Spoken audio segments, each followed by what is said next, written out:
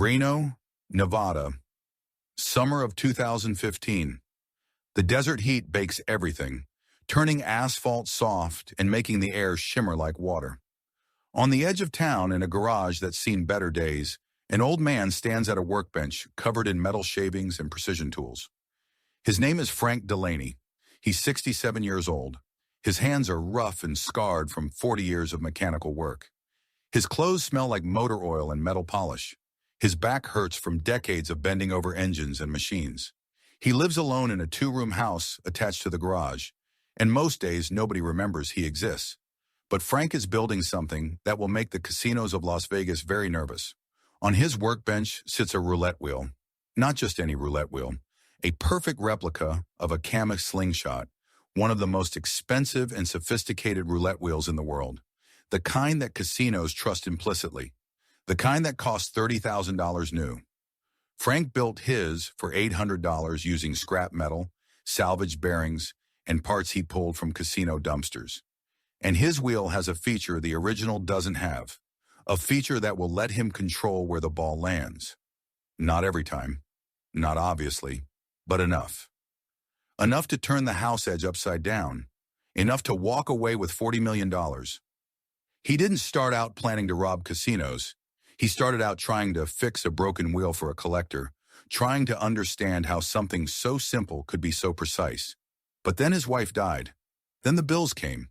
Then the loneliness settled in like dust. And somewhere in those long nights in his garage, Frank Delaney stopped being a mechanic and became something else. An engineer with a grudge, a craftsman with nothing left to lose, a man who'd spent his entire life fixing what the rich broke and who finally decided to break something back. Before we get into it, don't forget to like and subscribe and hit that notification bell to boost this episode. Drop a comment below with your city or country. I'm always curious where viewers are joining from. Frank Delaney was born in 1948 in Sparks, Nevada, a small town next to Reno. His father was a railroad mechanic. His mother worked at a laundromat. Frank grew up around machines, learning to take things apart before he learned to read properly. He dropped out of high school at 16 to work full-time at his uncle's auto repair shop. While other kids were going to dances and playing sports, Frank was rebuilding transmissions and diagnosing engine problems by sound. He had a gift for understanding how things worked, how forces and movements translated into function. By 20, he was one of the best mechanics in northern Nevada. He could fix anything. Cars, motorcycles, slot machines, jukeboxes, arcade games. If it had moving parts, Frank could repair it. In 1972, he married a woman named Catherine, who worked as a waitress at a truck stop. They had a good life, simple, steady. Frank worked 6 days a week. Catherine managed the books for his garage.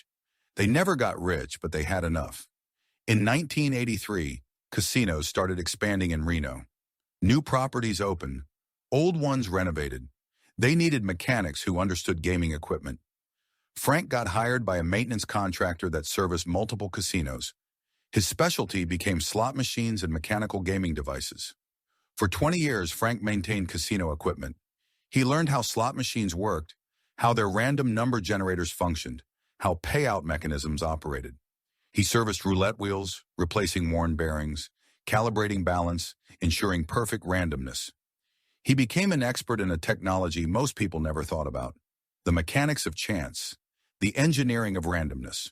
His former supervisor, a man named Dale Peterson, remembers Frank as meticulous and quiet. Frank didn't talk much, Dale said in an interview after the case broke. He just worked, but he understood machines better than anyone I ever met. He could hear a slot machine from across the floor and tell you exactly what was wrong with it. He had a gift. In 2005, Frank retired. He was 57, had a modest pension, and planned to spend his remaining years restoring vintage cars in his garage. Catherine was still working, planning to retire in a few years. They'd saved enough. Life was good. Then in 2012, Catherine was diagnosed with lung cancer, stage 4. The treatments were expensive. The insurance covered some, but not enough. Frank burned through their savings paying for specialists, experimental treatments, anything that might help. She died 18 months later. Frank was 65, broke, and alone. He sold their house to pay the remaining medical debt and moved into a small place on the edge of Reno. 2 rooms and a garage. The garage became his world. He filled it with tools, salvage parts, and the kind of projects that keep a man's hands busy when his mind won't stop remembering. One of those projects was a roulette wheel. In March 2014, a collector named Raymond Walsh contacted Frank about repairing an old roulette wheel. Raymond collected casino memorabilia, had a garage full of vintage slot machines and gambling equipment. He'd bought a broken Camag wheel at an estate sale and heard Frank was the guy who could fix anything. Frank picked up the wheel on a Tuesday afternoon. It was beautiful, even broken. Camag wheels were the gold standard, used in the finest casinos worldwide. Precision engineered, perfectly balanced, designed to be absolutely random. Back in his garage, Frank disassembled the wheel completely. He laid out every component on his workbench, studying each piece. The rotor, the ball track, the pockets, the spindle bearings, the weight distribution system, and that's when he noticed something interesting. The wheel had a mechanical bias, not intentional, just wear over time. One of the bearings was slightly degraded, creating a microscopic tilt that favored certain sections of the wheel. The bias was tiny, maybe 2%, but it was there. Frank fixed the bearing, rebalanced the wheel, and returned it to Raymond. But he couldn't stop thinking about what he'd discovered. If a wheel could develop an unintentional bias through wear, could someone create an intentional bias? Could you engineer a roulette wheel that looked perfectly random, but subtly favored specific outcomes?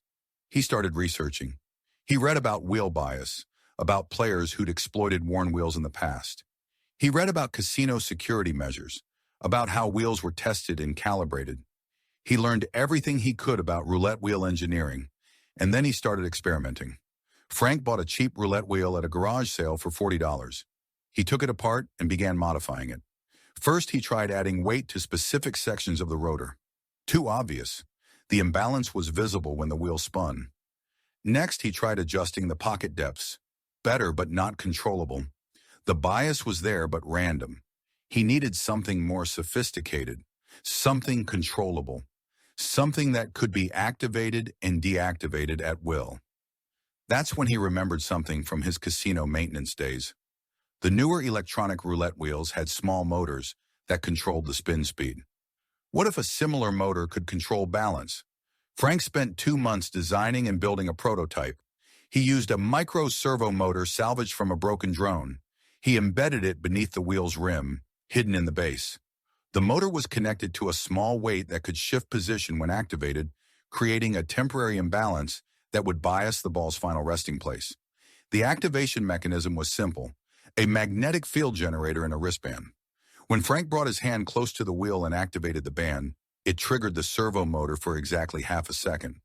Long enough to shift the weight, not long enough for anyone to notice any change in the wheel's behavior. He tested it hundreds of times in his garage. At first, the results were inconsistent. The bias was there, but unpredictable. Frank refined the design, better motors, precise weight calculations, careful calibration of the magnetic field strength. By August 2014, Frank had built a system that worked. When activated, his modified wheel favored specific number zones with about 60% consistency. Not every spin, but more than random chance. Enough to turn the house edge into a player edge. Frank sat in his garage staring at the wheel, understanding what he'd created. A weapon, a way to beat the casinos that had employed him for decades. The same casinos whose owners made millions while he'd worked for hourly wages. The same system that had left him broke after his wife's death. He thought about his empty bank account, about the medical debt he'd paid off by selling everything, about the pension that barely covered rent and food, about sitting alone in his garage night after night, fixing other people's machines while his own life fell apart. And he made a decision. If he could build one fake wheel, he could build more. And if he could get those wheels into actual casinos, he could take back what the house had taken from him. But he couldn't do it alone. Frank needed 2 things: access to casinos to swap the wheels, and partners who could play the tables without drawing suspicion. He started with Eddie Collins. Eddie the Hawk Collins was 62 years old, a retired casino maintenance supervisor who'd worked with Frank back in the 90s. They'd kept in touch over the years, occasional beers and stories about the old days. Eddie had retired 5 years earlier, but still had friends in the industry. Still got called in for consulting work. Still had access to casino maintenance areas. Frank invited Eddie to his garage on a Saturday afternoon in September. He showed Eddie the modified wheel, explained how it worked, demonstrated the magnetic activation system. "You built this?" Eddie asked, running his hands over the wheel's surface. "This is perfect. I can't even tell it's not original." "That's the point," Frank said. "It's identical to a Kamig slingshot. Same weight, same materials, same manufacturer's marks. The only difference is the servo motor hidden in the base. And you can control where the ball lands." "Not exactly. I can bias it towards specific zones. Maybe 60% success rate. But that's enough. That's a huge edge." Eddie looked at him. "You're talking about putting this in a real casino. I'm talking about getting even. I spent 20 years maintaining their equipment. Catherine and I paid into their system our whole lives. When she got sick, where were they? Where was my insurance? Where was my pension that actually covered anything?" "Frank, I'm not asking you to decide now. I'm just showing you what's possible. If we could get a few of these wheels into casinos, just for a few months, we could make enough to actually live, enough to retire properly, enough to matter."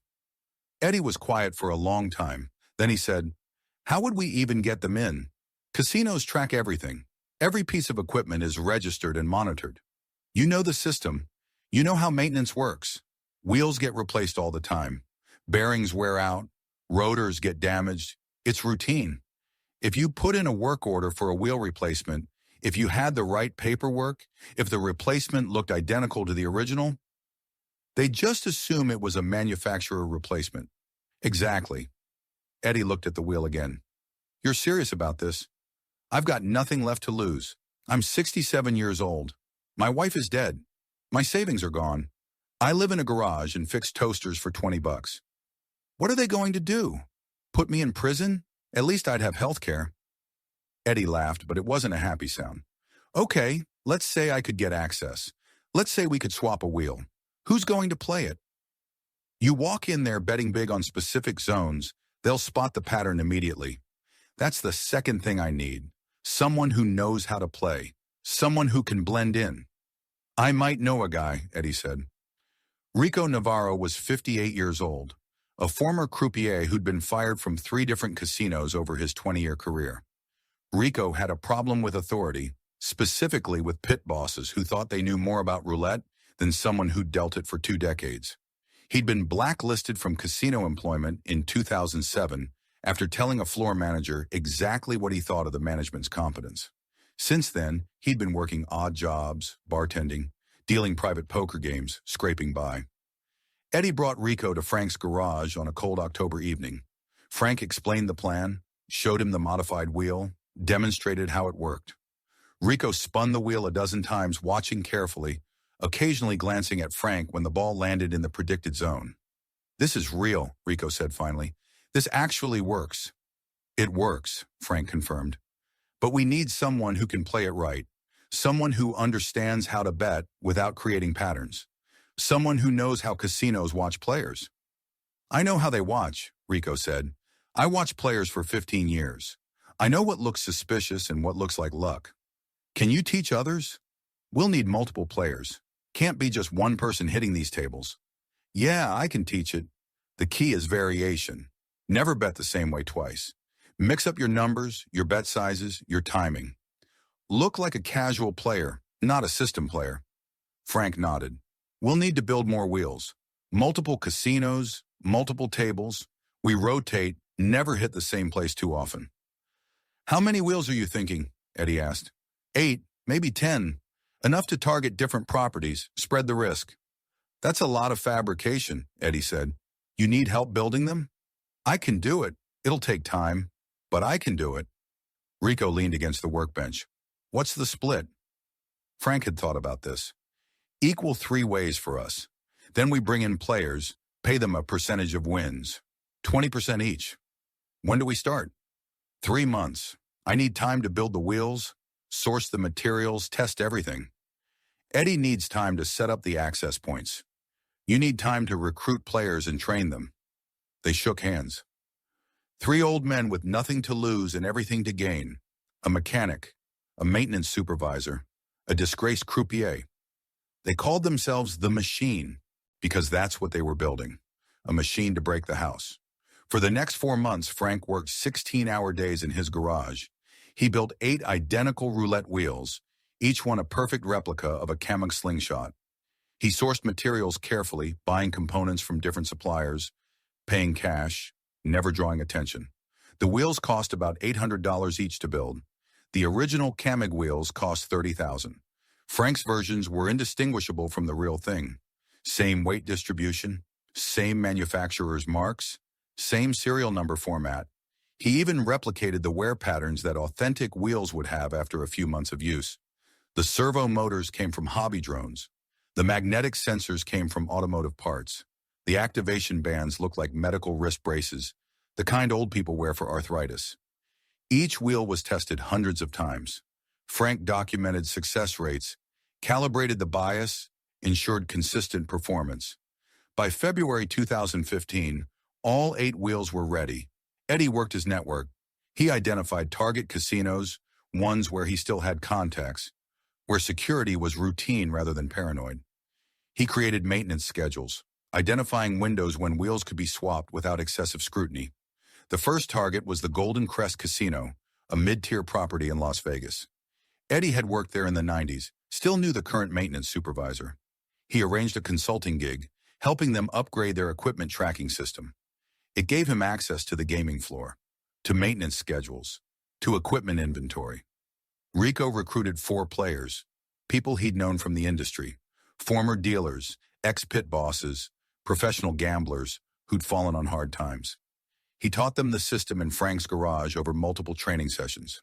"The key is patience," Rico told them during one session. "You're not going to win every spin, you're going to lose plenty, but over time, the edge builds. You bet small, you stay invisible, you walk away with modest wins.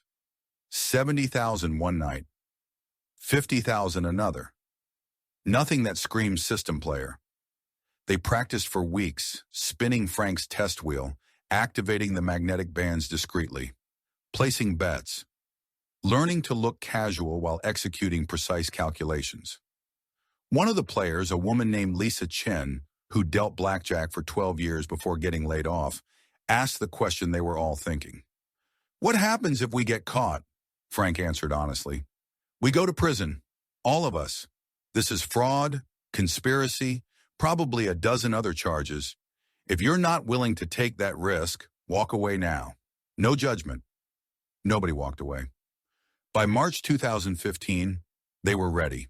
The first wheel was installed at the Golden Crest Casino on a Tuesday night in March. Eddie arranged a routine maintenance swap, citing bearing wear on table 7. The paperwork was perfect.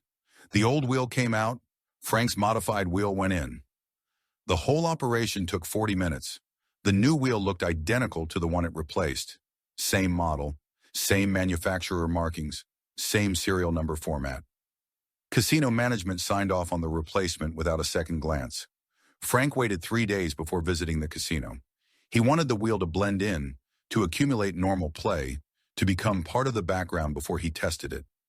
On Friday night, Frank walked into the Golden Crest dressed like a retired tourist. Khaki pants, a Hawaiian shirt, a baseball cap. He looked like 10,000 other old guys in Vegas hoping for a lucky night. He sat down at table 7. The dealer was a young woman named Michelle, who smiled professionally and asked if he wanted to buy in. "Yeah, let's try 200, Frank said, sliding cash across the felt. Michelle converted his cash to chips. Frank arranged them slowly, like he was thinking about his bets. The wheel spun. Frank didn't activate his band on the first spin, just watched. The wheel performed perfectly. Smooth rotation, natural ball movement, no obvious signs it was different from any other wheel. On the second spin, Frank carefully adjusted his wristband, pressing the hidden button. The magnetic field activated. Half a second. The servo motor engaged, shifting the weight distribution just slightly. The ball circled the wheel. Frank had placed small bets on numbers 12, 14, 15, 13, and 27. 5 numbers in a cluster. Total bet, $50. The ball slowed, descended, rattled through the pockets. It settled on 15. Frank won $350. His face showed mild surprise, like any lucky player. He played for 2 hours. He didn't activate the system every spin, maybe 1 in 3. He varied his bets, his numbers, his timing. He lost plenty of spins. But when he activated the system and the bias engaged, he won more than half the time. He walked out with $2,300, modest win, nothing suspicious. Over the next week, Rico's 4 players visited the Golden Crest. Each one played differently. Different times, different bet sizes, different styles. But all of them were winning more than they should. Lisa Chen, the former blackjack dealer, had her first session on a Wednesday night. She sat at table 7, ordered a vodka tonic, and played like a cautious amateur. She activated the system 3 times in 2 hours, won $18,000, and left without anyone giving her a second look. "It works," she told Rico afterward, her hands shaking with adrenaline. "It actually works. I was terrified someone would notice, but the dealer just kept spinning, kept paying out. Nobody suspected anything." By the end of March, between the 5 players, they'd won $120,000 from Table 7 at the Golden Crest. The casino noticed the wins, but nothing triggered alarms. The players were all different. The bet patterns varied. The wins were distributed across multiple shifts. It looked like luck. In April, Eddie installed the second wheel at the Sapphire Palace Casino. This one was trickier. The Sapphire had tighter security, more cameras, more scrutiny. Eddie posed as a consultant reviewing their equipment maintenance protocols, and during a scheduled upgrade, he swapped wheel number 3. Frank tested this wheel personally, nervous about the increased surveillance. He played carefully, activated the system sparingly, won only $12,000 over 3 hours. But the system worked perfectly here too. The third wheel went into the Royal Empress in early May. This installation had a close call. The casino's head of security happened to be on the floor when Eddie was doing the swap. The man watched for a few minutes, asked Eddie questions about the maintenance schedule. "Just routine bearing replacement," Eddie said calmly, his heart hammering. "Standard wear and tear. The manufacturer recommends replacement every 18 months. The security chief nodded and moved on. Eddie finished the installation, his hands shaking. That night he called Frank. "We got lucky. Security was right there watching me. If he'd been more suspicious, if he'd wanted to inspect the wheel before installation." "But he didn't," Frank said, "because you belong there. You're the maintenance guy. Nobody questions the maintenance guy." By May, 4 modified wheels were operating in 3 casinos. The money started flowing faster. 50,000 one week, 80,000 the next. The wins were distributed across multiple players and multiple tables. No single massive win that would trigger scrutiny. Just steady, consistent profits that looked like variance within normal casino operations. One night in June, Frank had his own close call at the Diamond Crown Casino, where they'd installed wheel number 5. He was playing at 2 in the morning, up $45,000 when a pit boss approached his table. The pit boss was a woman in her 40s, sharp-eyed, carrying a tablet. "Sir, you're having an excellent night." Frank looked up, his stomach tightening. "Yeah, I guess it's my lucky night. You've won $45,000 on this table in 3 hours. That's quite a streak. Is there a problem?" Frank kept his voice friendly, casual. "No problem. Just impressive. You play a lot?" "When I visit Vegas, yeah. I like roulette, always have." The pit boss made a note on her tablet. "Well, continued good luck. Let me know if you need anything." She walked away. Frank played 3 more spins, lost deliberately on all 3, then cashed out and left. His hands were shaking as he walked to his car. He called Rico from a gas station. "They're paying attention. Pit boss at the Diamond Crown was asking questions." "Did she seem suspicious?" "Hard to tell, but she was tracking my wins." "We need to ease off that table for a while." "Agreed. I'll tell the others to avoid the Diamond Crown for 2 weeks." They adapted. When one table drew attention, they shifted to others. When one casino seemed watchful, they focused on different properties. The operation was fluid, responsive, always adjusting to avoid patterns. Frank kept meticulous records in an encrypted laptop. He documented every spin, every activation, every win. He calculated the actual edge they were achieving, 62% success rate when the system was activated, exactly as designed. By June, they'd installed all 8 wheels across 7 different casinos: the Golden Crest, the Sapphire Palace, the Royal Empress, the Diamond Crown, the Mirage Vista, the Silver Star, the Oasis Grand. The money accumulated in offshore accounts that Eddie had set up through shell companies. By the end of July, they'd won $12 million. Nobody had noticed the pattern. The wheels looked legitimate. The players looked like lucky amateurs. The casinos accepted it as normal variance. High rollers lost. Mid-level players won. It balanced out. Except it didn't, because the machine was winning consistently, invisibly, professionally. One evening in August, the team met at Frank's garage for a celebration. They'd just passed $15 million in total winnings. Frank had ordered pizza, bought beer, and for the first time in years, his small workshop felt like something other than a lonely place to hide from grief. To Frank, Eddie said, raising his beer, the genius who built all this. To all of us, Frank corrected. This doesn't work without the whole team. Lisa Chen, who'd become their most successful player, spoke up. How much longer are we running this? We've made enough money for all of us to retire comfortably. Shouldn't we think about stopping while we're ahead? Frank had thought about this. They'd originally planned to run the operation for 6 months, targeting $20 million. They were ahead of schedule. 2 more months, Frank said.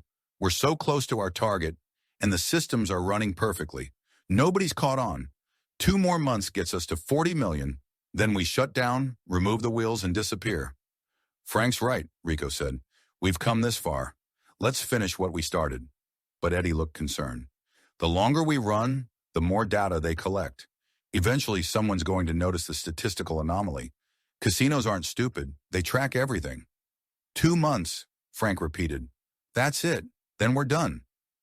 They agreed. 2 more months. Push to $40 million. Then dismantle everything and walk away. It was the decision that would unravel everything. By September, they'd passed $25 million in total wins. The operation had been running for 6 months. 6 months of perfect execution. 6 months of steady profits. 6 months of nobody noticing. But in the surveillance rooms and data centers of Las Vegas casinos, algorithms were starting to flag anomalies. Winning patterns that shouldn't exist. Statistical variations that exceeded normal probability. Nothing obvious. Nothing that screamed fraud. Just subtle inconsistencies across multiple properties. Frank sat in his garage late one night in early October, looking at numbers on his laptop, barely believing what they'd accomplished. 8 homemade wheels. $800 each in materials. $27 million in counting. He thought about Catherine, about how this money could have saved her, about how the system had failed them when they needed it most, and about how he was taking it back, spin by spin. Rico called him that night. We should think about wrapping up. We're getting close to our target. The longer we run, the higher the risk. 1 more month, Frank said. We're so close to $40 million. That's what we planned for. Frank, man, $27 million is enough. More than enough. 1 more month. Then we stop. I promise.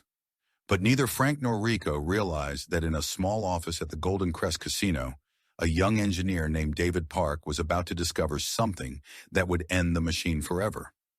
The first red flag came in early October from an unexpected source. Not casino security, not surveillance teams. A young engineer named David Park who worked for Camig, the wheel manufacturer. David was in Las Vegas for a routine inspection tour, visiting casinos that use Camig wheels, checking for maintenance issues, offering technical support. It was standard industry practice. At the Golden Crest, David was reviewing the wheels when he noticed something odd about Table 7. The wheel looked perfect, spun perfectly, but when he used a magnetic field detector to check for electronic interference from nearby slot machines, he got a faint reading near the wheel's base. Casino equipment shouldn't have magnetic signatures. Roulette wheels are purely mechanical. David reported it to the casino's maintenance supervisor, a man named Greg Thompson. They pulled the wheel for inspection. When they opened the base, they found the hidden servo motor. "What the hell is this?" Greg said, staring at the modification. David examined it carefully, his engineering mind racing. "Someone's modified this wheel. This motor can shift weight distribution during play. This is incredibly sophisticated." "Can it control where the ball lands?" "Not exactly, but it can bias the outcome, create a statistical edge. If someone knew when this was activated..." Greg's face went pale. "We need to call security right now." Within an hour, the Golden Crest's head of security had contacted the Nevada Gaming Control Board. Within 3 hours, FBI agents were examining the modified wheel. Special Agent Rebecca Martinez led the investigation. She'd worked casino fraud for 8 years and had never seen anything like this. "This is custom fabrication," she said, studying the servo motor. "This isn't something you buy online. Someone built this. Someone with serious engineering knowledge." "How many of these could be out there?" Greg asked. "That's what we need to find out." Rebecca ordered an immediate audit of every CAMIG wheel in Las Vegas. Teams fanned out across the city, inspecting wheels at major properties. Over the next 2 days, they found 7 more modified wheels: Golden Crest, Sapphire Palace, Royal Empress, Diamond Crown, Mirage Vista, Silver Star, Oasis Grand. 8 wheels total, 8 casinos, all installed within the past 6 months. Rebecca reviewed security footage from each casino, looking for patterns. She identified 5 players who appeared multiple times across different properties. All of them wore wrist braces. All of them won significantly more than statistical probability would predict. She pulled maintenance records for each wheel installation. Every replacement had been authorized by routine work orders, but all 8 work orders had been processed through the same consulting contractor, Edco Technical Services. Edco was registered to Edward Collins, a retired casino maintenance supervisor. "Get me everything on Edward Collins," Rebecca told her team. Within a day, they had Eddie's employment history, his known associates, his consulting clients, and they had something else: security footage from the Golden Crest showing Eddie supervising the wheel replacement at Table 7. Rebecca obtained a warrant for Eddie's home and business records. When agents executed the search, they found documents linking Eddie to Rico Navarro and Frank Delaney. Emails, planning notes, financial transactions. The investigation moved fast. On October 15th, FBI agents arrested Eddie Collins at his home in Henderson. They arrested Rico Navarro at a bar in North Las Vegas, where he was having lunch. But when agents went to Frank Delaney's address in Reno, they found an empty garage and an empty house. Frank was gone. The FBI raid on Frank's garage revealed the scale of his operation. They found detailed schematics for the modified wheels. They found testing equipment, spare parts, calibration notes.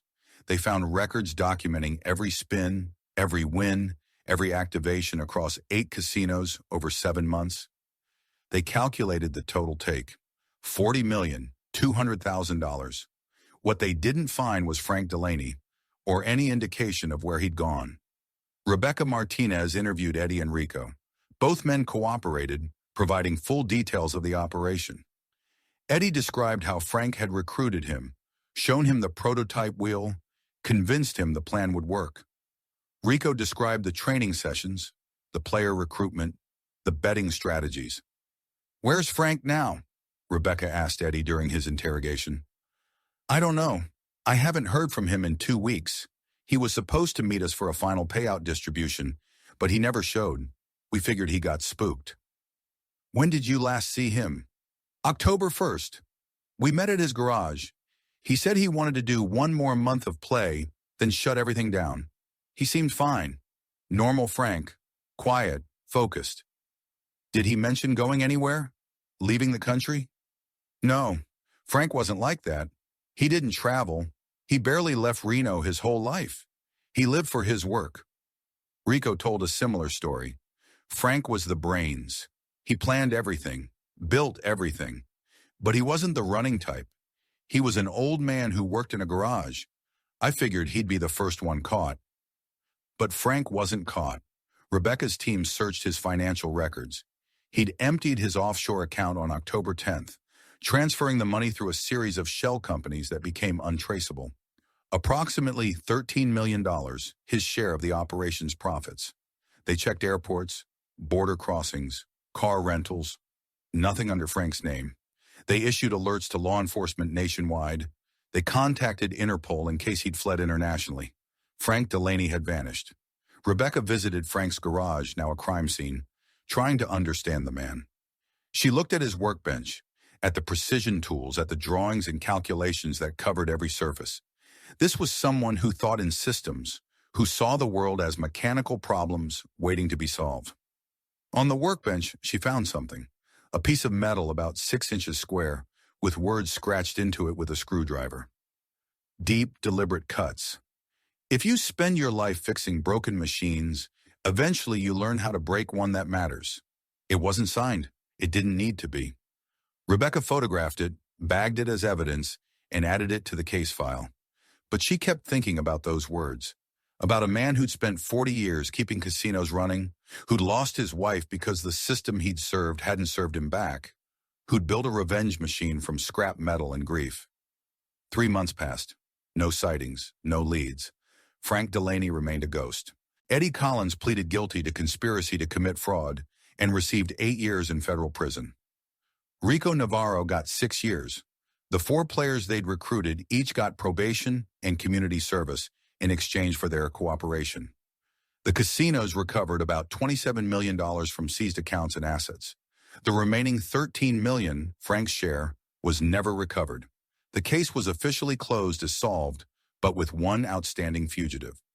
Frank Delaney's photo went on FBI wanted lists, but as years passed with no activity, the active search wound down. He became another unsolved thread in the Bureau's files, another smart criminal who got away. 5 years after the heist, a freelance journalist named Sarah Chen started investigating the case for a podcast series about ingenious crimes. She interviewed the FBI agents, the casino security staff, Eddie Collins in prison. Everyone described Frank the same way. Quiet, brilliant, driven by grief and anger at a system that had failed him. Sarah tried to find people who knew Frank before the heist. She tracked down Raymond Walsh, the collector who'd hired Frank to repair the camera wheel that started everything. Frank was a craftsman in the truest sense, Raymond told her. He didn't just fix things. He understood them. He could look at a broken machine and see not just what was wrong, but why it was wrong, and how it could be made better. Or different. Do you think he planned this from the beginning? Sarah asked. No. I think he was just curious at first. Frank was always curious. But after Catherine died, after he lost everything, I think the curiosity turned into something else. Purpose, maybe, or revenge. Sarah visited Frank's old garage. It had been sold, cleared out, turned into a storage facility. Nothing remained of Frank's workshop, but she talked to neighbors who remembered him. He was always in that garage, one neighbor said. You'd hear him working late at night, metal grinding, tools clanging. He was always building something. Did he ever talk about what he was working on? Not really. He kept to himself mostly. After his wife died, he became even quieter. I'd see him sometimes, sitting in his driveway at night, just staring at nothing. I felt bad for him. Sarah's investigation turned up one interesting lead. A mechanic shop in rural Arizona, about 300 miles from Reno, had hired someone matching Frank's description in late October 2015. The man called himself Frank Dixon, paid cash for a room at a local boarding house, worked for 6 weeks doing basic auto repairs, then disappeared when the shop owner started asking questions about his background. Sarah drove to the town, interviewed the shop owner, showed him Frank's photo. Yeah, that's him, the owner said. Frank Dixon. Quiet guy. Best mechanic I ever had. Could fix anything. Showed up one day asking for work. Said he was traveling and needed some cash. I paid him under the table. He did great work, never complained. Then one morning he was just gone. Left a note saying family emergency. Did he say where he was going? No, but I remember him asking about routes through Mexico. Said he was thinking about retiring somewhere warm. Sarah filed a FOIA request for Frank's case file. The FBI had investigated the Arizona lead, but found no evidence Frank had crossed into Mexico under his own name.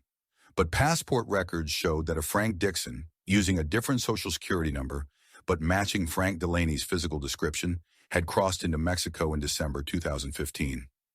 The trail went cold there. Sarah concluded her podcast with speculation.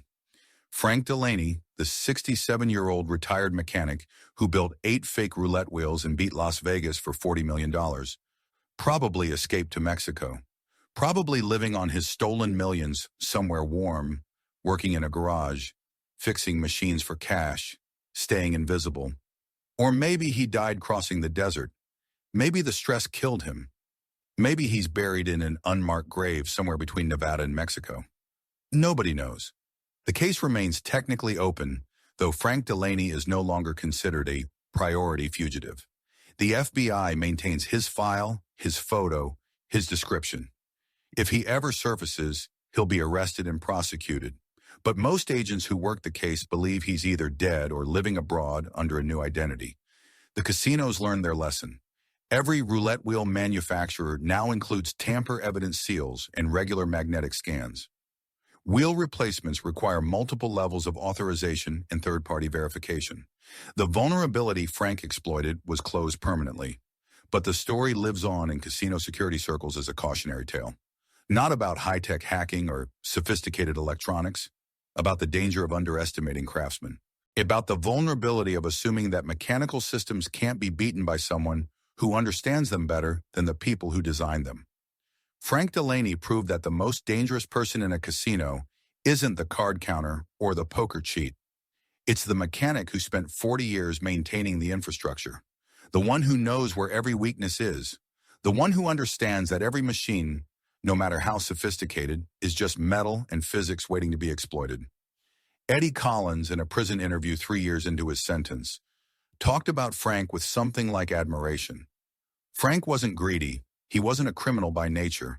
He was just a man who got tired of fixing a broken system that had broken him, and he was smart enough to do something about it. I don't know if that makes him a villain or a hero, maybe both. Rebecca Martinez, the FBI agent who led the investigation, has a different view. Frank Delaney committed fraud. He stole millions from legitimate businesses. He corrupted others to help him. The fact that he had understandable motives doesn't change what he did. But I'll admit, it was brilliant. The engineering, the execution, the patience. If he'd used that intelligence legitimately, he could have made a fortune. The casinos disagree about whether to publicize what happened. Some want the story buried, afraid it'll inspire copycats. Others use it as a training case, teaching security staff to watch for insider threats and mechanical vulnerabilities.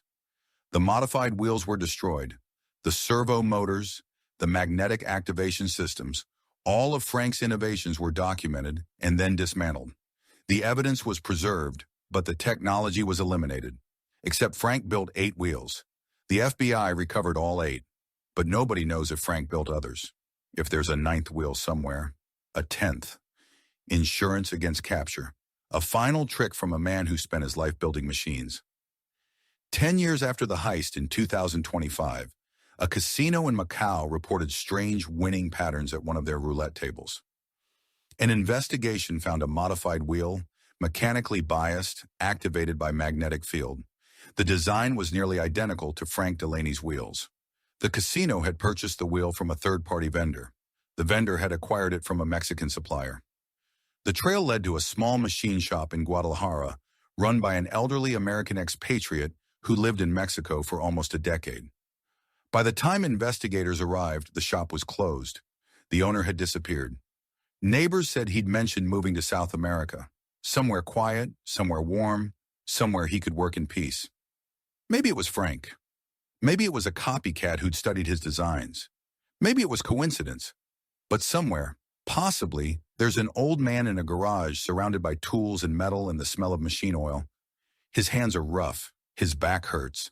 He works alone, building things, fixing things, understanding how systems work and how they can be broken. He looks like every other retired mechanic in the world. Invisible, forgettable, insignificant. But his hands know things that casino engineers fear. He understands that every fortress has a weakness. Every machine has a flaw.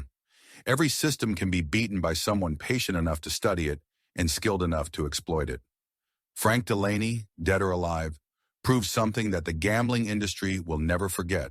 The house always wins, unless the mechanic knows how the house works, and then all bets are off.